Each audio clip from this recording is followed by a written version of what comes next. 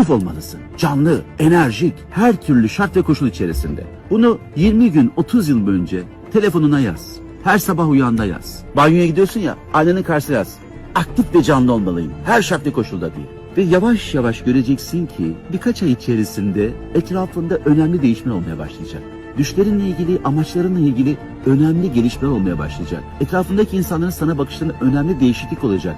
Senin kendine bakışında önemli değişiklik olacak. Bunlar için herhangi bir şey yapmana gerek yok. Sende olanları nasıl aktif edeceğini gör, nerede kullanacağını farkına var. Sevgili dostum, sana senden başka hayır yok. Bekleme, şimdi aktif ol, enerjik ol, canlı ol ve tüm yaşamını canlandır.